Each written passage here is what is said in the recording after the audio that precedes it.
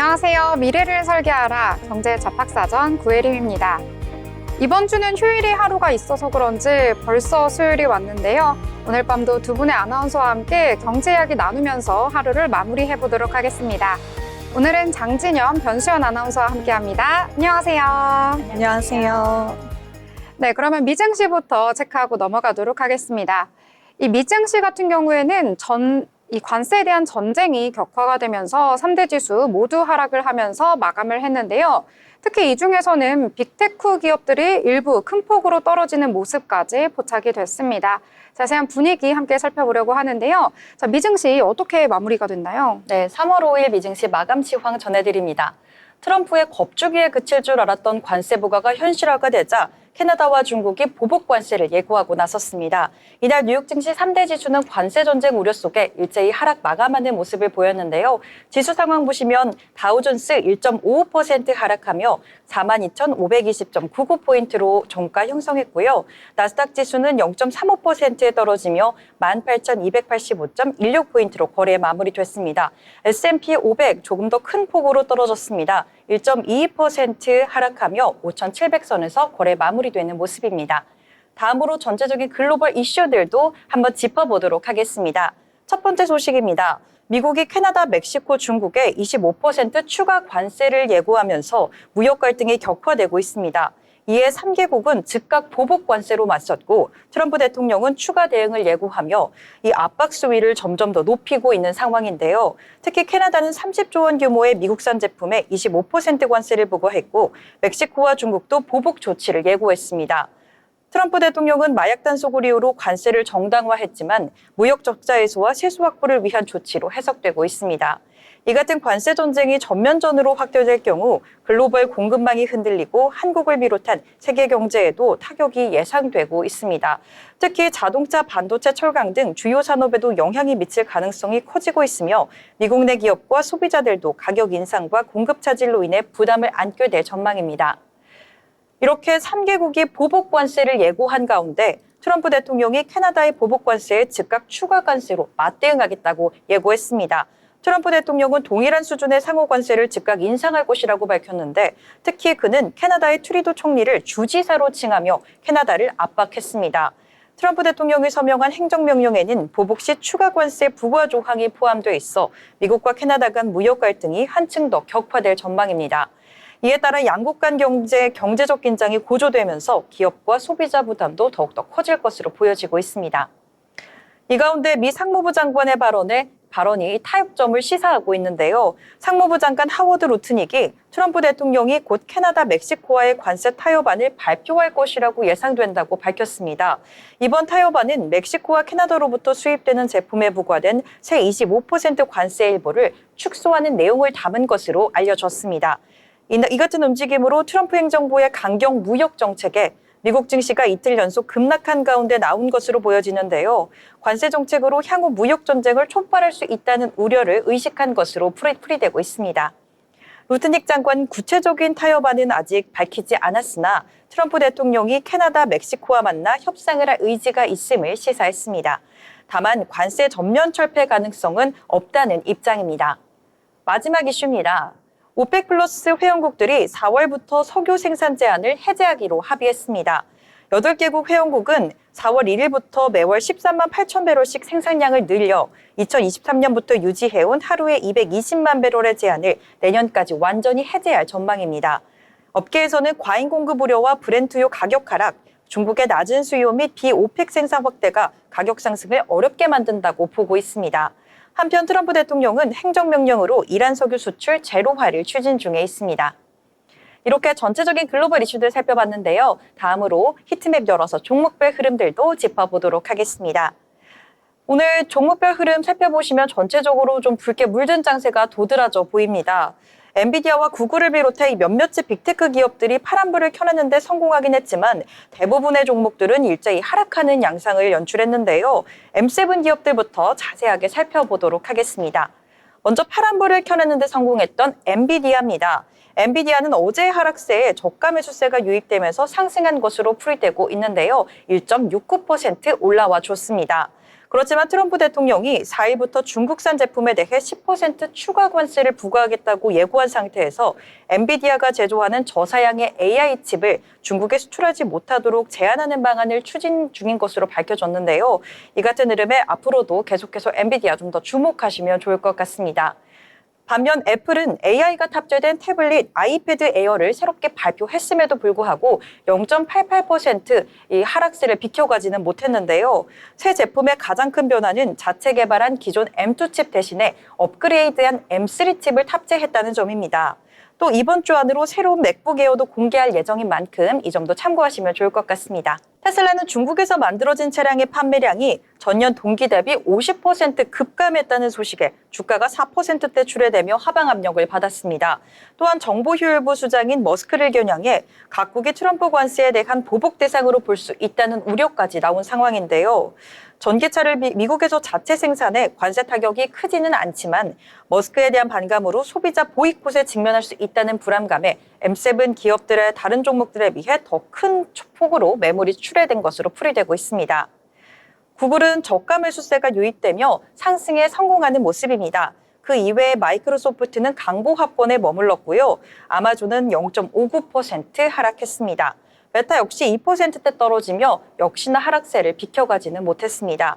어제 유일하게 올랐던 일라이릴리 오늘도 2%대, 오늘 같은 경우는 2%대 하락 마감하는 모습입니다. 섹터별로 보셔도 오늘은 은행주 단에 큰 폭의 하방 압력이 있었는데요. 은행주에서 섹터별로 보시면 비자가 2.65% 하락세를 연출했고요. JP모건과 아메리칸 익스프레스는 4%대 더 큰 폭으로 빠져나갔습니다. 필수 소비재 단에서도 월마트가 크게 빠져나가며 하방 압력을 가했고요. 코카콜라와 펩시도 각각 2.94%, 1.15% 빠져나가며 전체적인 종목 흐름에 하방 압력을 좀 가하는 모습입니다.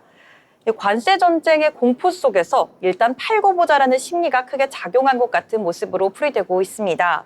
이 종목별 섹터별로 개별적인 큰 이슈는 없었지만 투자자들은 트럼프의 행보에 좀 더 집중하고 있는 것 같은데요. 하지만 앞서 말씀드렸다시피 관세 전쟁 우려에 미 상무부 장관이 극적으로 타결할 수 있을 것이다라고 시사한 만큼 이 추이를 앞으로도 좀 더 집중해서 지켜보시면 좋을 것 같습니다. 이상 미증시 마감 시황 전해드렸습니다. 네, 이렇게 미증시 전체적으로 잘 살펴주셨습니다. 이 관세 전쟁 점점점 확산이 되고 있는 추세로 나아가고 있습니다. 여기에 더해서 경기도 점점 둔화되지 않을까 하는 우려 속에서 3대 지수 모두 하락을 하면서 마감이 되는 모습까지 나타났고요. 이에 따라서 국내 증시에도 몇몇 종목들과 섹터들 영향을 받는 모습이 나타났습니다. 자, 어떤 내용이 있을지 함께 알아보려고 하는데요. 자, 수연 아나운서 어떤 내용 준비하셨나요? 네, 오늘 제가 주목한 섹터는 바로 우크라이나 재건주인데요. 어제도 가져왔었지만은요, 어제는 큰 타격을 받은 모습을 보였던 반면 오늘은 반등하는 모습을 보여서 가지고 와봤습니다. 그 중에서도 저는 전진건설 로봇에 조금 더 집중을 해봤습니다. 전진건설 로봇은 오늘장 초반 강세를 보이며 16% 넘게 급등했었습니다. 이는 미국과 우크라이나 간 광물 협정 체결 가능성이 다시 부각되면서 관련 기대감이 반영된 것으로 보이는데요. 당초 두 나라 정상은 지난달 28일 백악관에서 광물 협정을 체결할 계획이었지만은요, 정상회담이 언쟁 끝에 파행되면서 협상도 무산이 되었었습니다. 그러나 이후 미국 정부 관계자들이 우크라이나 측과 협상을 지속하면서 협정 타결을 위한 돌파구를 마련하라는 그런 움직임을 보이고 있습니다. 젤렌스키 대통령 역시 미국과의 협력을 강조하면서 협정 선명 준비가 됐다고 밝혀 협상 재개 가능성을 다시 시사했는데요. 특히 로이터 통신에 따르면 트럼프 대통령이 5일 의회 연설에서 광물 협정 체결 소식을 발표하길 희망한다는 뜻을 그의 측근들에게 밝히면서 이게 조금 더 가능성이 커진 것으로 보입니다. 만약 연설에서 협정이 공식적으로 발표될 경우 우크라이나 재건 관련주가 다시 한번 주목받을 가능성이 있습니다. 전진건설 로봇은 건설기계 및 콘크리트 장비 전문 기업이고요. 콘크리트 펌프카 및 관련 부품을 생산하고 있는데요. 북미와 유럽, 중동 등 글로벌 시장에서 활발한 활동을 펼치고 있고요. 콘크리트를 사용하는 건설 현장에서 필수적인 장비를 공급한다는 그런 강점을 가지고 있습니다. 특히 우크라이나 재건 사업이 본격화될 경우에는 건설 장비 및 인프라 구축과 관련된 기업들이 수혜를 입을 가능성이 크다는 점에서 전진 건설 로봇이 대한 투자자들의 관심이 높아진 것으로 보입니다. 향후 미국과 우크라이나 간 관물 협정 타결 여부가 관련 기업 주가의 중요한 변수가 될 전망입니다. 오늘 전진건설 로봇은 굉장히 견조한 흐름 보여줬고요.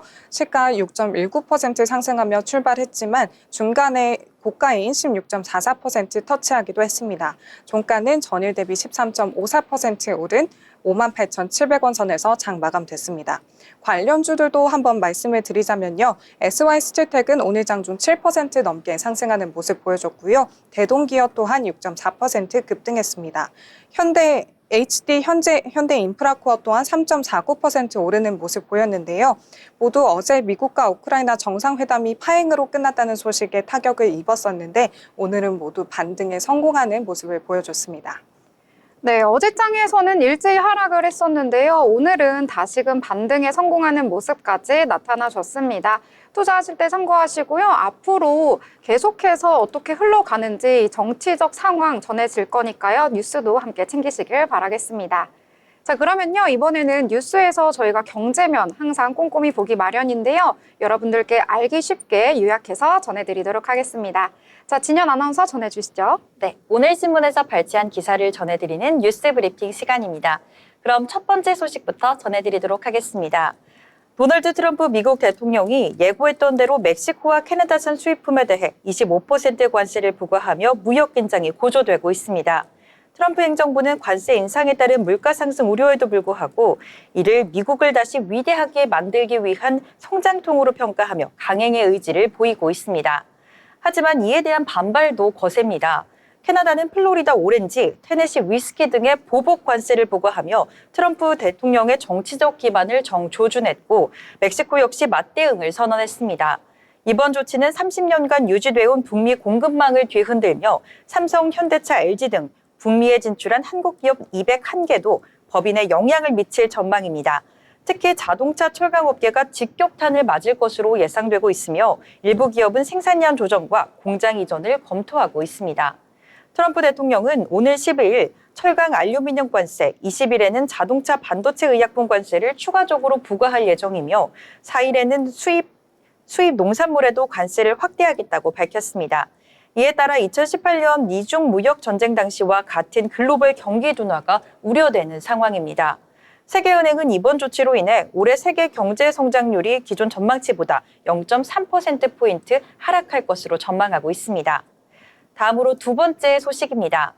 미국이 우크라이나에 대한 군사 원조를 전면 중단하며 유럽 안보 지형이 요동치고 있습니다.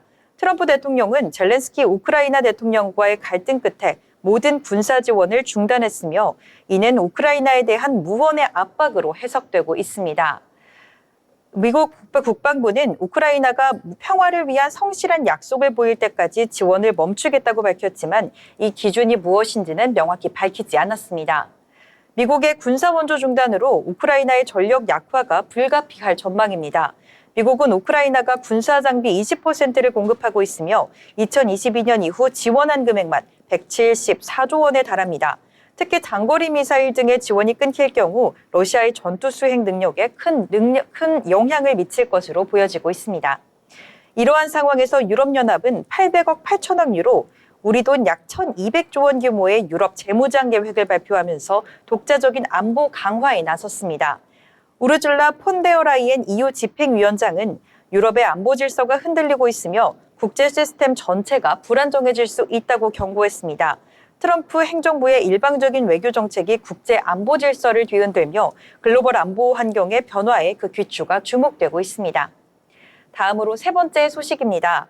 올해 1월 한국 경제는 코로나19 이후 가장 큰 폭으로 위축된 것으로 나타났습니다. 통계청에 따르면 전산업 생산은 전월 대비 2.7% 감소했으며 이는 2020년 2월 이후 가장 큰 폭으로 줄어든 수치입니다. 특히 광공업과 제조업이 각각 2.3%, 2.4% 감소하며 산업 전반의 위축이 두드러졌습니다. 이와 함께 소비와 투자가 동반 감소하며 트리플 감소세가 나타났는데요.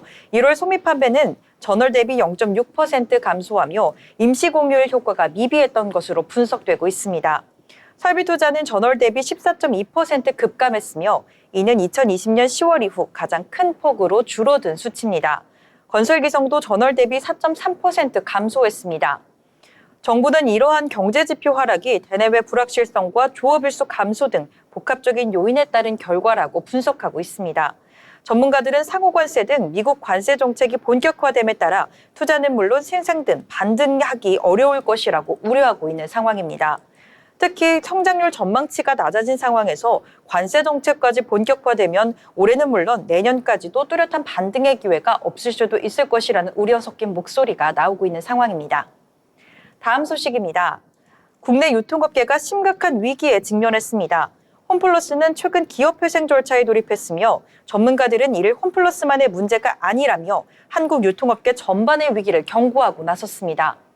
유통업계가 겪고 있는 오중고는 크게 5가지로 분류해 볼 수가 있겠는데요. 이커머스 확산, 그리고 지속되는 내수 침체, 강성 노조로 인한 경직된 고용 환경, 부동산 경기 침체와 장기화된 규제 족쇄로 요약해 볼 수가 있습니다. 특히 온라인 쇼핑의 급성장과 중국 이커머스의 공습은 전통적인 오프라인 유통업체에 큰 부담으로 다가오고 있습니다. 부동산 시장의 침체와 대형마트 의무 휴업 등 정부 규제도 유통업의 부담을 가중시키고 있으며 홈플러스는 4조 7천억 원 규모의 부동산 자산을 보유하고는 있지만 부동산 경기 위축으로 인해 현재 매각은 어려운 상황입니다. 롯데는 현재 신규 투자에 신중을 기하고 있으며 홈플러스는 점포 수익성 개선을 위한 노력을 지속하고 있습니다. 전문가들은 이러한 상황에서 오프라인 유통업체들의 대규모 구조 조정이 불가피할 것이라고 내다보고 있습니다. 마지막 소식입니다. 세계 최대 반도체 위탁 생산 기업인 대만 TSMC가 미국의 146조 원 규모의 대규모 투자 계획을 발표했습니다. 이는 2020년 애리조나주에 발표한 120억 달러, 우리 돈 약 16조 원 규모를 초과하는 천문학적인 금액으로 트럼프 대통령의 반도체 정책과 미국 시장의 중요성을 반영한 결정입니다. 특히 TSMC의 주요 고객사들이 미국에 집중돼 있어 미국 시장에서의 경쟁력을 더욱더 강하게 강화하려는 전략으로 볼 수가 있겠습니다. TSMC의 대미 투자는 여러 복합적인 이유에서 이루어졌습니다. 트럼프 대통령이 미국으로 들어오는 반도체에 최소 25% 관세를 부과하겠다라고 한 점과 미국의 TSMC의 주요 고객사들이 모여있는 전략적인 시장이라는 점이 결정적인 역할을 했습니다. 이에 따라 TSMC는 미국 투자를 통해 정치적, 경제적 리스크를 관리하려는 의도가 있는 것으로 분석하고 있습니다. 하지만 이로 인해 한국 반도체 기업들은 큰 고민에 빠졌습니다.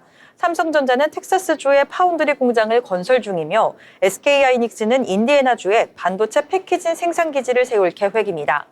하지만 TSMC처럼 대규모 투자를 진행하는 것에는 큰 어려움이 뒤따를 것으로 보여지는데요. 삼성전자는 TSMC에 이어 세계 2위의 파운드리 기업으로서 미국 시장에서의 경쟁력을 더욱더 강화할 필요가 있다라는 지적이 나오고 있는 상황입니다. 전문가들은 삼성전자가 미국을 중심으로 고객사 유치를 강화하면서 하이테크 분야는 한국에서 생산하고 미국으로의 투자를 더욱더 늘리려는 전략을 취해야 한다고 강조하고 있습니다. 이상 뉴스 브리핑이었습니다. 네, 마지막 반도체 소식까지 잘 정리를 해주셨습니다. 이 반도체와 관련해서는 어제 또 소식이 전해졌는데요. 이 트럼프 대통령이 반도체법을 폐지하겠다라는 방침을 내세웠습니다. 이 반도체법 같은 경우에는요, 이 미국 내에 공장을 만들고 그 안에서 반도체를 생산하는 기업에게 보조금을 주겠다라는 것이 골자인데요. 이번 소식으로 인해서 SK하이닉스, 삼성전자 같은 우리 기업들이 어떤 타격을 받게 될지 이 부분도 많은 우려가 나오고 있는 상황입니다. 이 부분까지 투자하실 때 체크하시길 바라겠습니다. 더불어 본 방송에서 제공하는 정보는 투자 판단을 위한 조언일 뿐 해당 종목의 가치, 상승과 하락에 대해서는 보장하지 않습니다.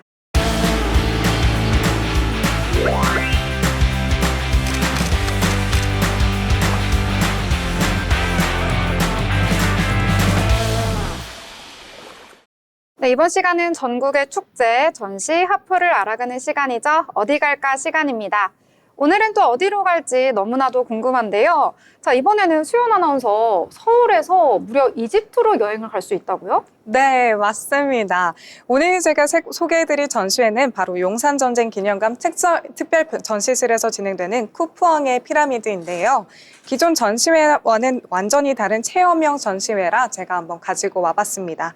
쿠프왕의 피라미드는 그 이름처럼 고대 이집트의 신비인 기자 대피라미드를 생생하게 경험할 수 있는 몰입형 VR 전시회인데요.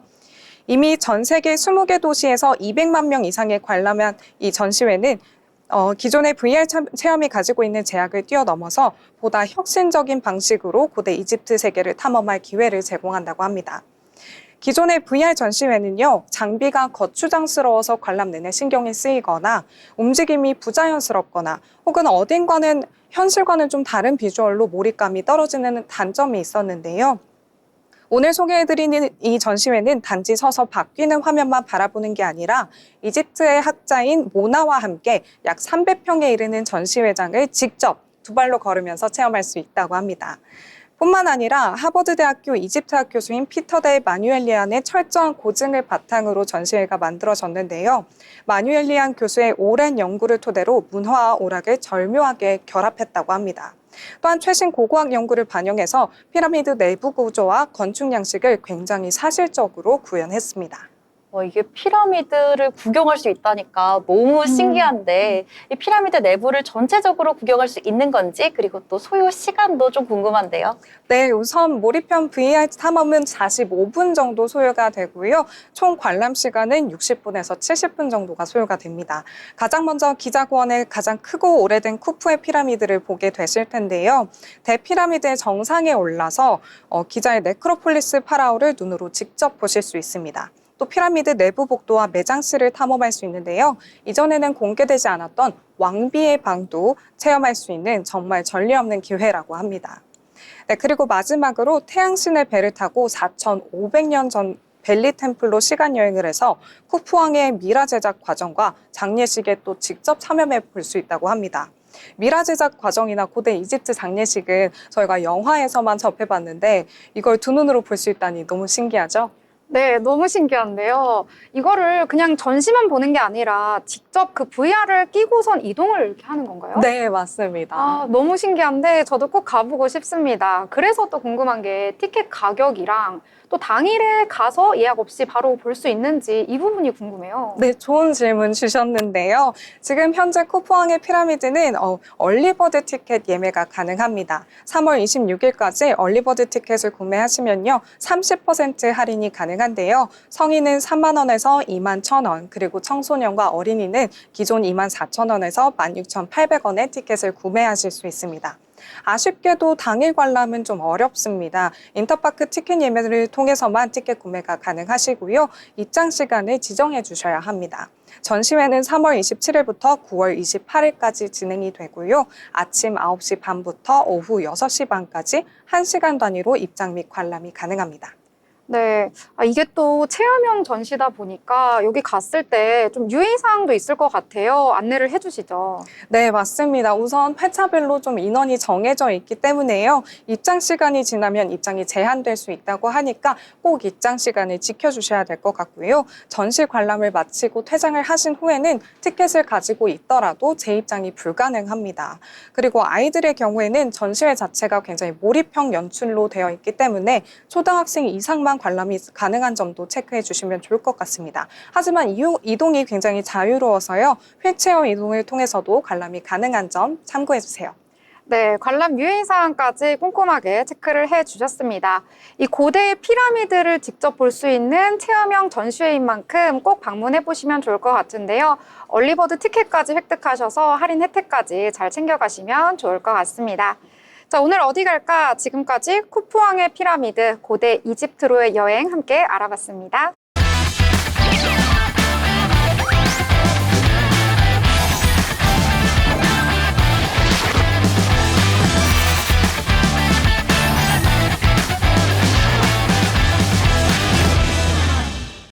네, 이번 시간은 돈을 잘 벌고 싶은 고수가 되고 싶은 아나운서들이 모여서 주식 이야기, 경제 이야기 함께 나눠보도록 하겠습니다. 자, 먼저 국내장 어떤 분위기 속에서 흘러갔을지 체크를 해보려고 하는데요. 자, 소연 아나운서 오늘 어떻게 마감됐나요? 네, 오늘 국내 증시 양대 지수 모두 미국의 관세 완화 기대감으로 인해서 나흘 만에 반등에 성공하는 모습 보였습니다. 국제 정세에는 긴장감이 흐르는 가운데 국내 증시는 장 초반부터 상승세를 보였습니다. 오늘 상승 출발한 코스피는요, 장중 1%대 가까운 상승에 2,560선을 회복했습니다. 장 초반부터 강한 모습을 보이다 잠시 주춤했지만 다시 반등에 성공해 1.16% 상승하며 마감했습니다. 코스닥 지수 역시 강보합권에서 동반 상승했는데요. 0.74% 상승하며 출발했다가요. 장중 1.48%까지 오르기도 했습니다만 오후 들어서는 상승폭을 일부 납부하는 그런 모습을 보였습니다. 코스닥 지수도 역시 전일 대비 1.23% 오르며 장 마감했습니다. 다음으로는 투자 주체별 매매 동향 살펴볼 텐데요. 코스피는 외국인이 9거래일 연속 매도 폭탄을 던지고 있는 가운데 개인이 크게 사들이면서 지수 하락 방어에 성공을 했는데요. 오늘 외국인 나홀로 팔자세로 2,271억 원 덜어냈고요. 개인과 기관이 각각 475억 원 그리고 925억 원 사들이면서 지수 견인에 성공하는 모습을 보였습니다. 그리고 코스닥은 오늘 반대로 개인이 물량을 덜어내는 모습을 보였습니다. 개인이 617억 원 매도했고요. 외국인과 기관이 각각 655억 원 그리고 111억 원 매수하면서 하방 압력 잘 이겨냈습니다. 종목별로 보시면 트럼프 대통령의 집권 2기 첫 의회 연설로 가스 관련주들이 크게 올랐었습니다. 트럼프 대통령은 그 자리에서 한국 등이 향후 알래스카 천연가스관 사업에 참여하는 것을 환영한다는 입장을 밝혔는데요. 이 말 한마디로 인해서 한국가스공사와 포스코 인터내셔널을 장중 10% 넘게 오르는 모습 보였고요. 관광업체인 동양철과는 상한가를 기록한 가운데 넥스틸과 하이스틸 등도 20% 이상 급등하는 모습 보였습니다. 그리고 미국과 우크라이나 사이 광물 협정이 체결이 임박했다는 소식에 어제 위축됐던 재건주들도 다시 한번 반등하고 있습니다. 또 트럼프 대통령은 한국은 군사 지원을 받고 있지만 우리보다 관세를 4배 정도 부과한다고 밝혔는데요. 다만 미국과 자유무역 협정을 체결해 대부분의 상품을 무관세로 교역하고 있는 만큼 시장에서는 관세 언급에는 크게 반응하지 않는 분위기입니다. 네, 다음으로 시가총액 상위 종목 한번 살펴보겠습니다. 네, 오늘 코스피 시가총액 상위 종목은 파란불과 빨간불 좀 비슷하게 켜진 모습인데요. 확실히 어제보다는 빨간불이 많이 켜진 모습입니다. 코스피 대장주인 삼성전자는요, 0.92% 빠지며 54,000원의 종가 형성했습니다. SK하이닉스와 기아 각각 3.76%, 2.97% 오르면서 장 마쳤고요. 삼성 바이오로직스와 에너지솔루션도 상승하면서 장 마쳤습니다. 다만 어제 굉장한 상승세를 보여줬던 한화 에어로스페이스와 한화오션은 오늘 하락세로 전환하는 모습 보였습니다. 그리고 코스닥의 시가총액 상위 종목 한번 보시면요. 빨간불이 확실히 더 많이 켜진 모습입니다. 엔터주와 H1B 그리고 클래시스를 제외하면 모두 일제히 상승 마감했는데요. 코스닥의 대장주인 알테오젠은 3.5% 크게 오르면서 장 마감했고요. 에코프로 형제주도 에코프로 BM은 0.71%, 그리고 에코프로는 1.38% 상승했습니다. 여기서 눈에 띄는 점은 삼천당 제약인데요. 오늘 장 6.22% 급등하면서 시가총액 6위에 자리했습니다. 네, 지금까지 마감 시황 전해드렸습니다. 네, 오늘 장 잘 정리를 해주셨습니다.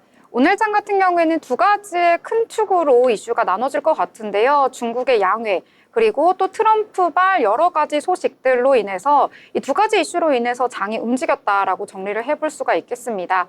이 두 가지 축에 따라서 업종별로 순환매 장세 이어지고 있다, 이렇게 정리를 해볼 수가 있겠는데요. 오늘 장 같은 경우에는 양대 지수 모두 1% 넘게 상승하면서 기분 좋게 마감했습니다. 코스피 같은 경우에는 전일 대비 1.16% 상승하면서 2,558선에서 마감하는 모습 나타나 줬습니다.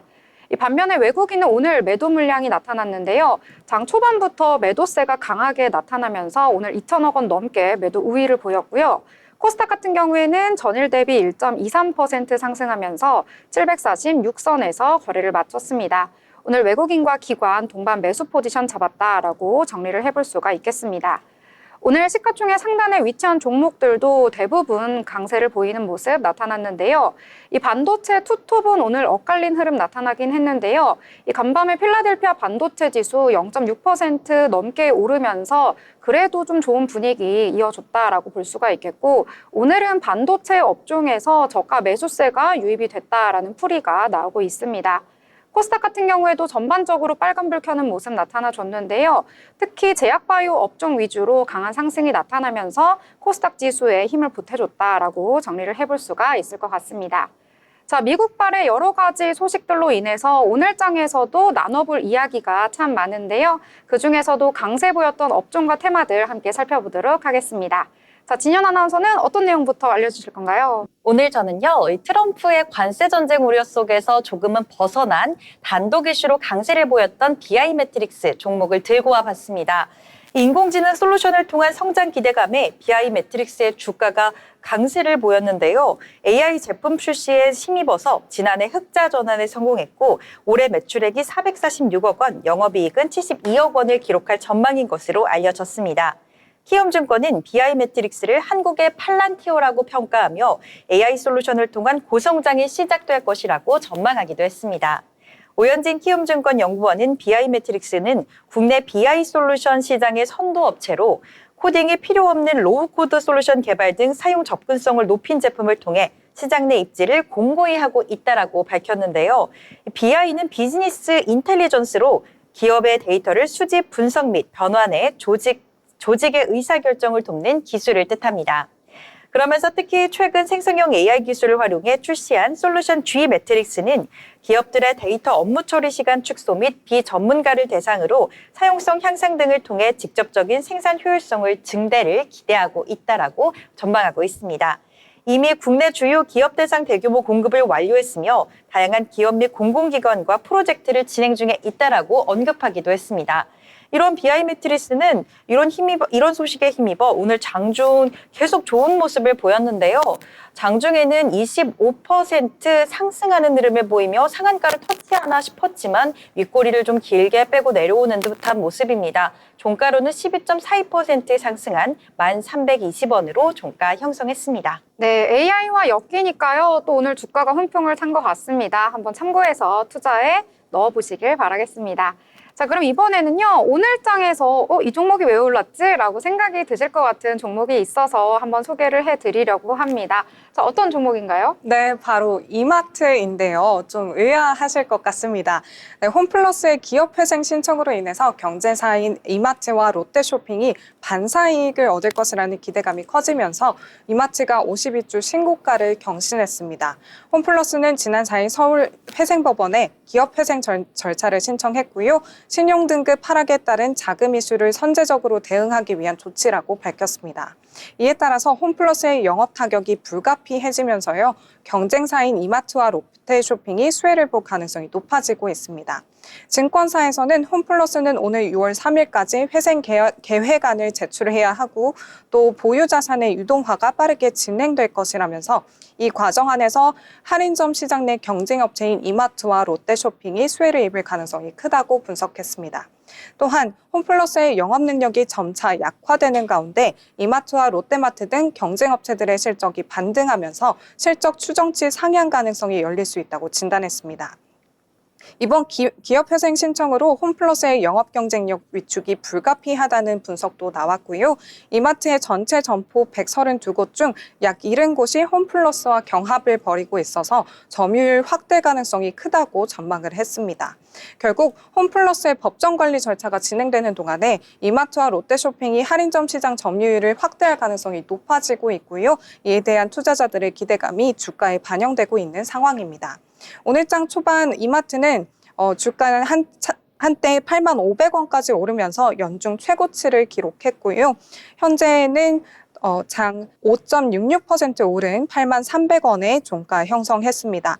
롯데쇼핑 역시 전일 대비 3.36% 상승해서 64,400원을 기록하기도 했습니다. 네, 이 경쟁사들의 라이벌 구도 덕분일까요? 이 수혜를 받을 수 있다는 기대감에 종목이 상승했는데요. 앞으로 투자하실 때 참고하시면 좋을 것 같습니다.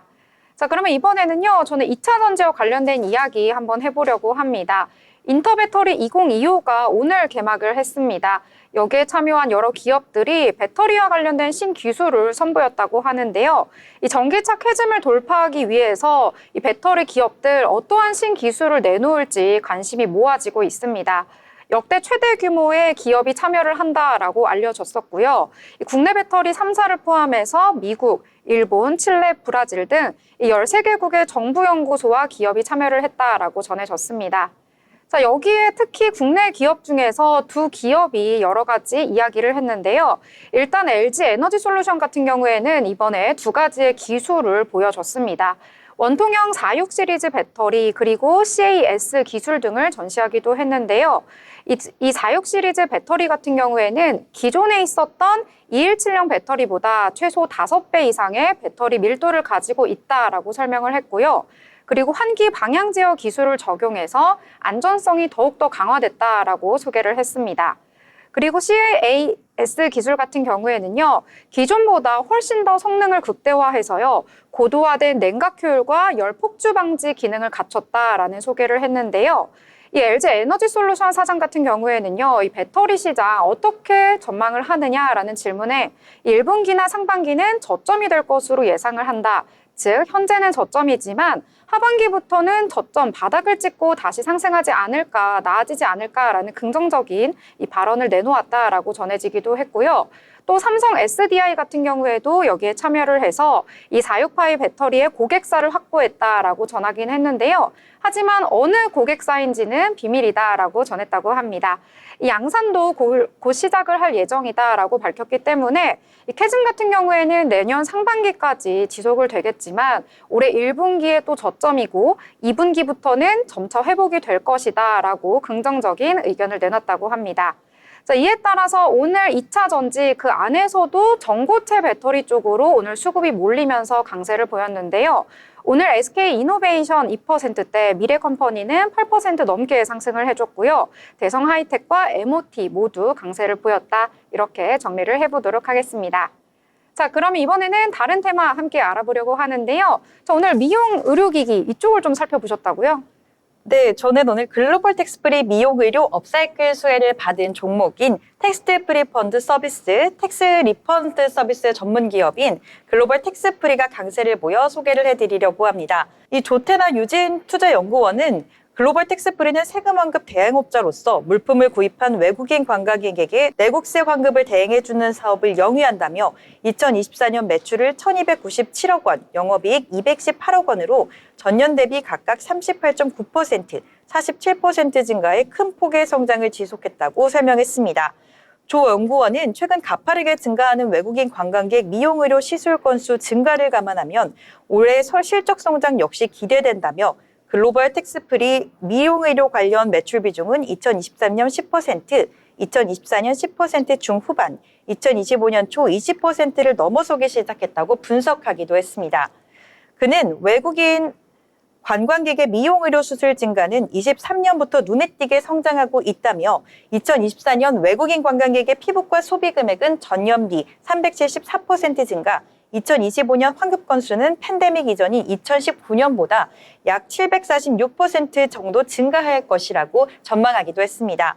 이 같은 소식에 힘입어서 글로벌 텍스프리는 오늘 장중에는 좀 상승 여력이 위쪽으로 좀 길게 열려 있었으나 좀 많이 윗꼬리를 달고 내려왔습니다. 종가로는 3%대 상승하는 모습을 보여줬는데요. 10%대 가까이 오르기는 했으나 종가로는 3.32% 최종적으로는 거래를 마무리하며 4,510억 원 선에 10원 선에서 종가 형성하는 모습입니다.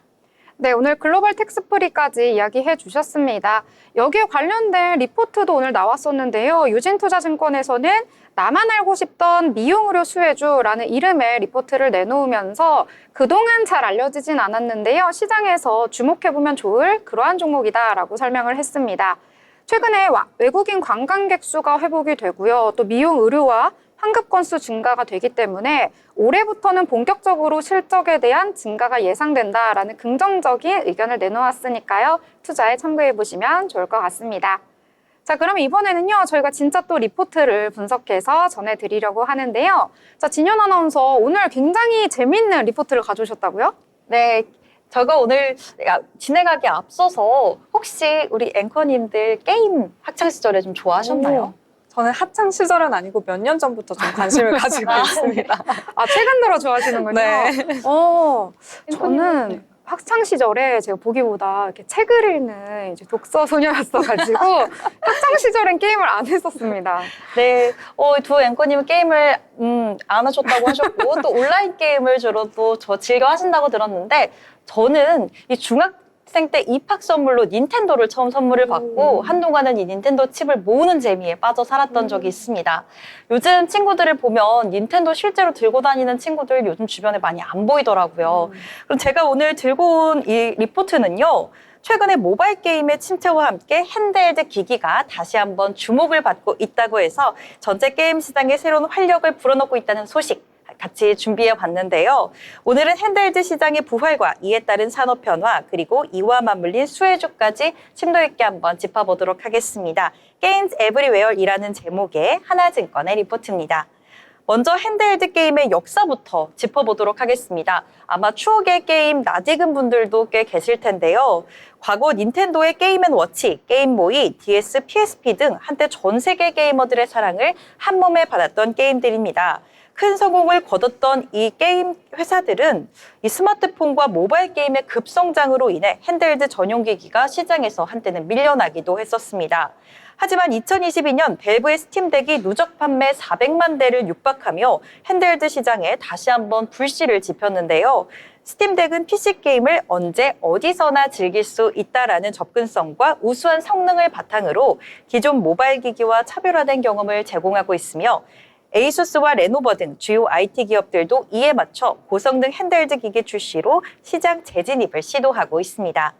또한 마이크로소프트와 소니와 같은 콘솔 메인 플레이어들의 진출 가능성이 점차 현실화되면서 이 분야의 경쟁력은 앞으로도 더욱더 치열해질 전망입니다. 자, 그렇다면 핸드헬드 시장의 부활이 게임 산업 전체에 미치는 영향에는 어떤 게 있을지 제가 세 가지로 한번 나눠서 가져와 봤는데요. 첫 번째는 플랫폼 구도의 변화입니다. 과거에는 PS, 엑스박스, 닌텐도 등 독점 플랫폼에 의존했지만 현재 게임사들은 크로스 플랫폼 전략을 통해 PC, 콘솔, 모바일 등 다양한 환경에서 동시 출시를 추진하고 있습니다. 이와 함께 PC 플랫폼의 성장과 기존 콘솔 시장의 둔화 속에서도 핸드헬드 기기를 통한 새로운 게임 경험이 소비자들의 관심을 받고 있다고 합니다. 두 번째는 최신 하드웨어 성능 향상이 주요 역할을 할 것으로 보여진다는 점입니다. AMD 기반 맞춤형 시스템 온칩, AI 프레임 생성 및 업스케일 기술 등이 적용된 스팀덱 등 신형 핸드헬드 기기는 트리플 A급 게임도 원활하게 구동할 수 있는 단순 모바일 게임 이상의 체험을 제공한다고 합니다. 또한 IDC와 같은 기관에서 향후 2025년도까지 핸드헬드 기기 출하량이 더욱더 증가할 것으로 전망되고 있어 시장 확장에 기여할 것이라는 전망이 우세합니다. 세 번째는 가격 경쟁력 강화도 주요 요소로 꼽을 수가 있겠는데요. 보급형과 프리미엄 제품이 공존하면서 소비자들은 자신의 니즈에 맞는 기기를 선택할 수가 있게 됩니다. 닌텐도 스위치와 스팀덱은 합리적인 가격과 우수한 플랫폼 호환성을 제공하고요. 프리미엄 모델인 로그 LI와 리전고는 높은 사양과 고성능을 통해 트리플 A 게임도 문제없이 즐길 수 있는 환경을 제공하면서 시장을 견인하고 있습니다. 추가적으로 글로벌 경제의 불확실성이나 공급망 이슈 같은 리스크가 존재하기는 하지만 혁신적인 기술 발전과 기업들의 적극적인 크로스 플랫폼 전략이 이러한 문제들을 상쇄할 것으로 예측하고 있다는 점입니다. 자, 그렇다면 이번에는 시장의 변화 속에서 수혜를 받을 것으로 기대되는 종목들 한번 짚어보도록 할 텐데요. 이번 리포트에서는 구조적 변화에 따른 수혜주로 대형주와 중소형주를 각각 나눠서 선정하고 있습니다. 특히 시프트업과 네오위즈를 주목하고 있는데 한번 살펴보시죠. 먼저 대형주로는 크래프톤과 시프트업을 선정했습니다. 크래프톤은 펍지 등 글로벌 타이틀을 바탕으로 강력한 입지를 확보하고 있으며 연내 신규 프로젝트 출시가 예정돼 있습니다.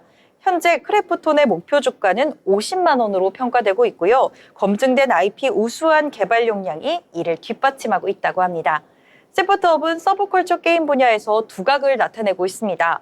스텔라 블라이드의 PC 버전이 6월 출시될 예정이며 신작 프로젝트 위치스는 크로스 플랫폼 서브컬처 게임으로서 PC와 콘솔 유저 확보가 기대되고 있는 상황입니다.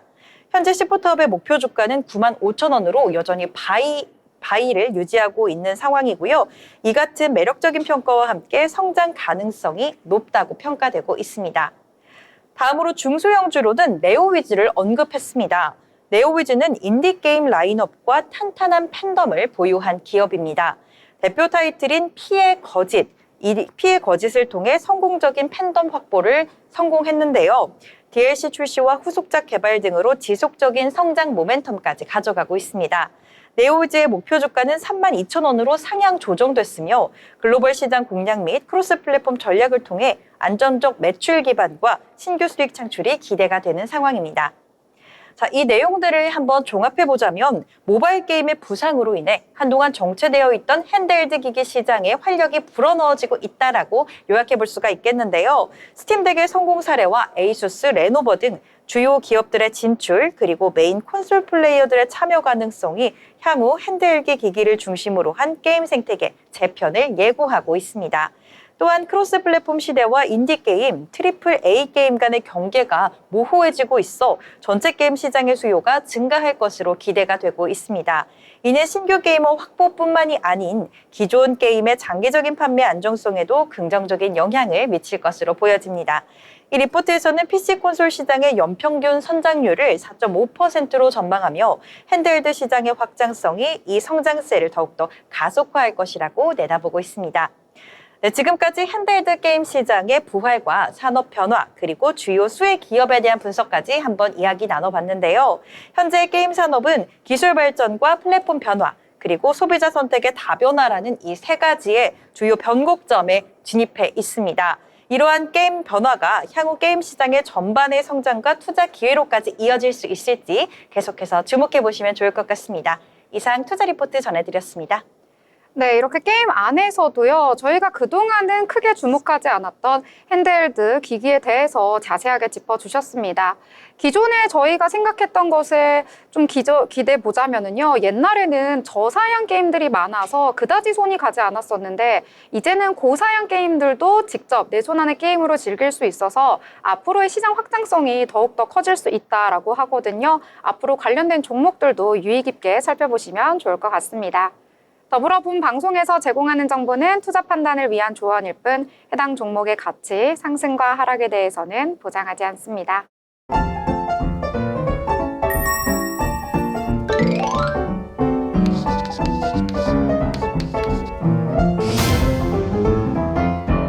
네, 오늘 장에 대해서 다양한 이야기를 나눠봤습니다. 오랜만에 상승했던 장이라서 기분 좋게 이야기 나눠볼 수 있었는데요. 자, 그러면 한번 정리를 해보도록 하겠습니다.